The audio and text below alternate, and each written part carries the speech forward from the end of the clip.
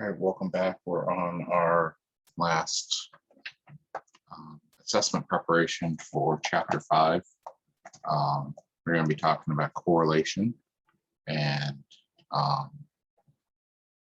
so when the points here lie close to the line, and you can see a very strong linear pattern here. This is going to be a strong, and this is a positive slope, so this is going to be a strong positive correlation. This is going to be a strong negative correlation.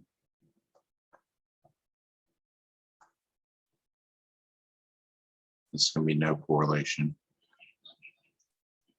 You can see that they're just kind of all over the place. This is going to be a weak positive correlation. And I think they're going to say that that's going to be they're definitely going to say this is going to be a weak negative correlation, because we can see there's a downward trend here. I think they're going to say that that's going to be a strong positive. Let me make sure.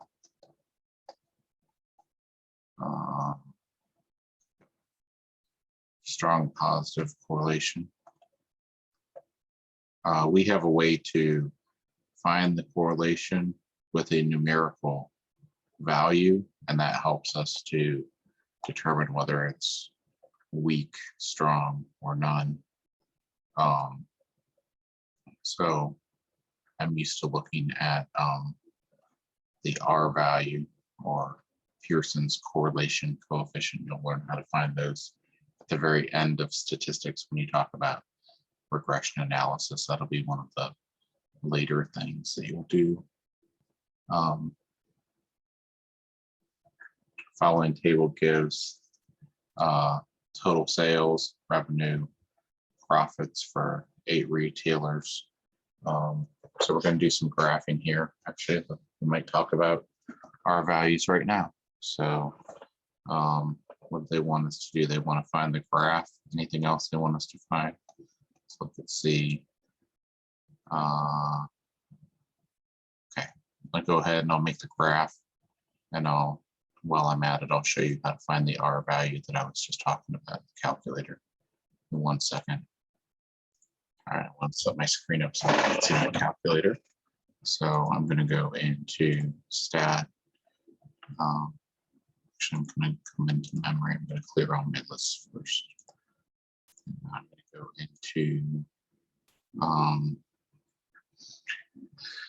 let's see, I'm going to, in mode, I think I have this in here, stat diagnostics on. I want that on for me to get the R value that I'm about to talk about. If you don't have this option in your mode menu, you're going to have to go into your catalog and look for under D, there's a command that says diagnostics on, diagnostic on, and you're going to have to turn that on. If you have an 84 plus with a new operating system, or one of the ones that was beyond the 84 plus, you'll have the menu like I just had. So stat, edit. You notice we're going to have 2 lists of data here, an X coordinate and a Y coordinate. Our X axis is total sales. That's going to be my L1, 9.5, 22.0, 35.0, 64.0, 27.5, 45.0, 15.0, 57.0. Look at L2 is 0.5, 1.4, 1.8, 0.9, 2.6, 0.8, 2. What did I do? Messed up.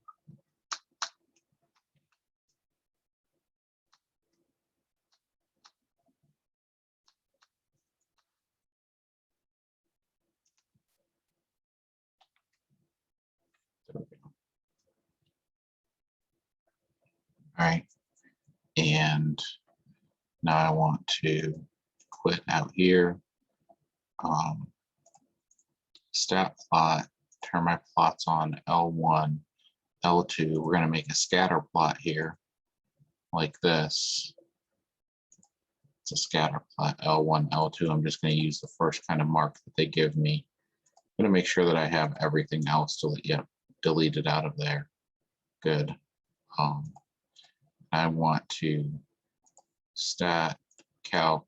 This is just to help you see what we're going to be doing later. Linear regression, L1, L2. I'm going to store that in Y1. So vars, Y vars, function, Y1, calculate. So it's going to go ahead and it's going to give me all this stuff. So see this R value right here? The closer that this number is to 1 or to -1, the stronger the correlation.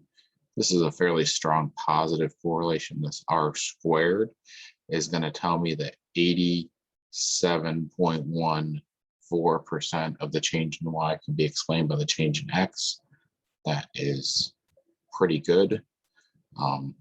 This is our R squared value. The square root of that is going to be our R value. R can be a positive or a negative sign. R squared will always be positive because when you square a negative number, it'll be a positive. When you square a positive number, it'll be positive.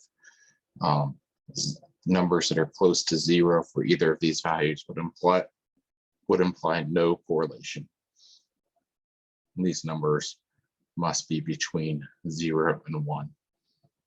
All right, I'm going to hit zoom 9 now, and you're going to see the scatter plot, and you're also going to see this line of best fit. It's called our linear regression line, our regression line. So that's what you would want in there. They at least want the scatter plot here.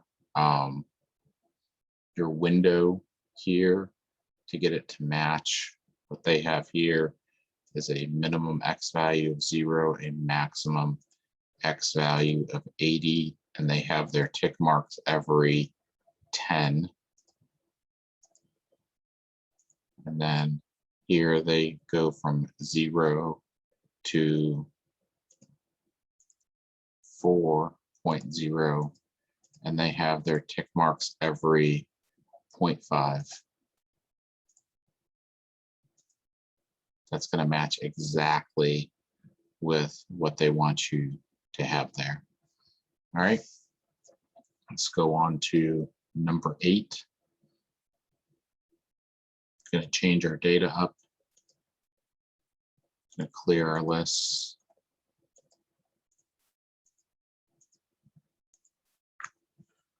$45, $78, $58, $68, $54, $81, $72, $80, $80, and then now be careful here because they said that they want the GDP to be the input, and I'm putting it in L2. We need to watch out for that, which one they are saying causes the other. It would make sense that they think that someone's GDP or country's GDP is going to affect, have an effect on their average lifespan. Their assumption here is that countries with lower GDP are going to be poor countries that probably have worse health care and have lower life expectancy for females, right? So see that low GDP, low life expectancy, higher GDP, higher life expectancy. That's the trend that we would expect to see. So when I come into stat plot here, even though I put in L1 and L2 here, notice that it says it wants the horizontal axis, the X, to be what I put it in L2. So I need to change this. I need to say that this is L2, I need to change this one so that this is L1 because Y axis, vertical axis, is going to be life expectancy here. We're going to go ahead and run our regression analysis again. Now, remember that our X is from L2 and our Y is from L1. We're going to save that into the variable Y1. There we go. And we have a decent, strong, positive correlation here, not nearly as strong as before. So only 60% roughly of the change in Y can be explained by the change in X. So it's okay. It's not great. And I'm going to zoom 9. And can you see that that's not a very linear relationship? That's more of another kind of relationship that we would have. Looks pretty curved, right? So let's look at our window. We want our window to go from 0 to, what is that? Each of those is 250. So we want to go 0 to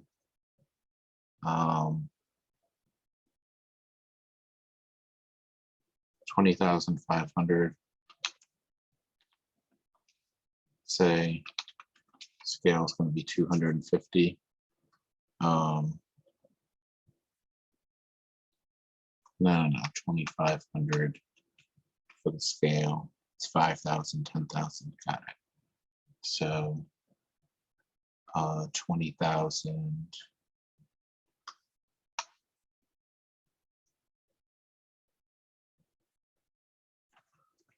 Zoom in here.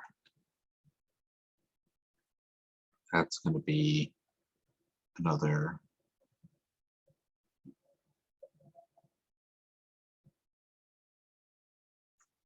all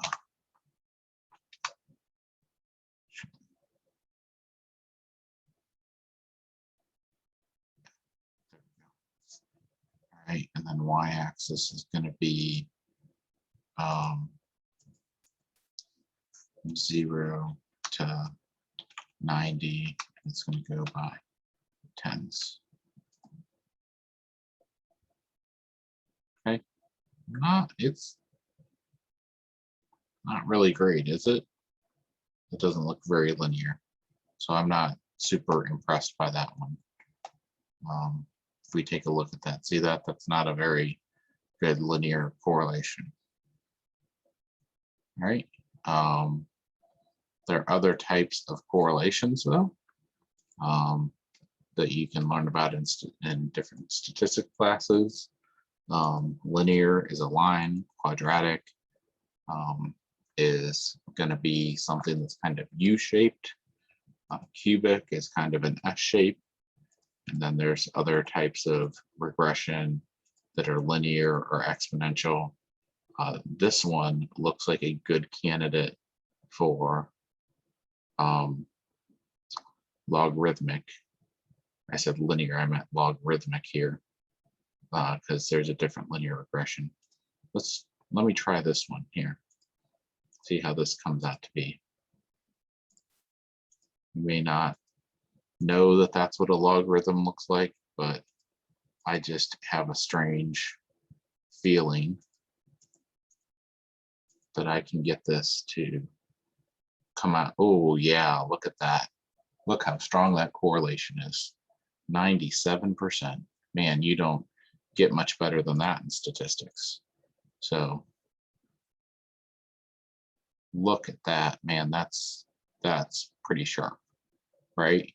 So again, you're going to have things in real life that are going to be logarithm based like that. We already talked about all those things a few times ago that are going to be things that are based off of intensity, Richter scale, pH,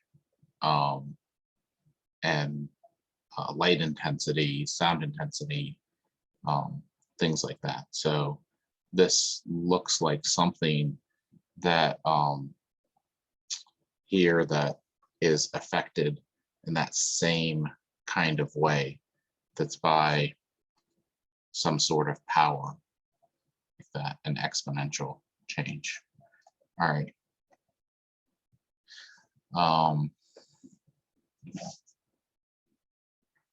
So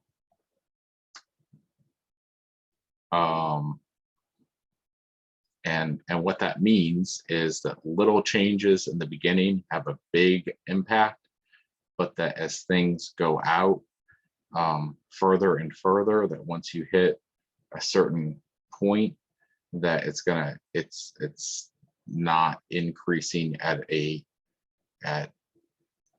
it's always increasing at a decreasing rate. So you get what's called the law of diminishing returns. So that you have to spend way more money to get the same impact on change in life expectancy. There was a big change up front without a lot of investment, and then it took a lot of investment later. That's an economic principle called the law of diminishing returns. So that's why that logarithmic scale there makes sense. Okay, let's go ahead and look at this last problem. Stat edit. We're going to put in this list, the unemployment rate, the mean rent. So unemployment rate is going to go on the horizontal. It's going to be your X, 2.1, 4.6, 6.4, 7.1, 3.2, 7.2, 5.0, 2.4, 3.8. Okay, I don't have any more data there. Can come up here. This is going to be 950 for rent, 760, 1100, 650, 10, 70, 620. I just have a sneaking suspicion that this one really doesn't have any correlation. Not really sure, but it's possible that it has some, but this just looks like it's bouncing around a whole lot, and it's not really super related to that the rent price doesn't really seem to be correlated to the unemployment rate. Let's come in here, stat plot. Let's get these changed back to L1 and L2. Let's make this stat calc number 4. And again, have this be L1 and this be L2. We're going to store a regression equation in Y1, calculate. Here's our R value. It's a fairly weak negative correlation here, meaning that as an unemployment rate goes up, that the median rent for apartments should go down, but it's very weak. Only 24.5% of the change in rent rates can be explained by unemployment rate. So let's go ahead and let's take a look at this. That's, again, that's one of those patterns that was like this, that you can see that there's some sort of downward trend here, but it's a weak argument to make that. So not a very convincing argument to me. There's got to be better ways to explain that. Maybe there's going to be some ups and downs and dips. Maybe there's better variables to explain this as well. But trying to use a line to model this data is really not a good way to do it. So I'll show you that. See that? There it is. And let me actually fix my window here so that it goes from 0 to 8 by ones. And this is going to go from 0 to 1500 by 100ths. And that's going to look with that particular data right there. Okay, that's everything. That's very close to the type of stuff that you're going to do in statistics class with the calculator. So be ready for that. Not hard, but you are going to need this type of calculator for statistics. Chapter 9 that we're going into next, definitely going to need the calculator, and we're going to do more of the formulas and calculations for some of those statistical variables and things. And I look forward to seeing you for those videos too. See you next time.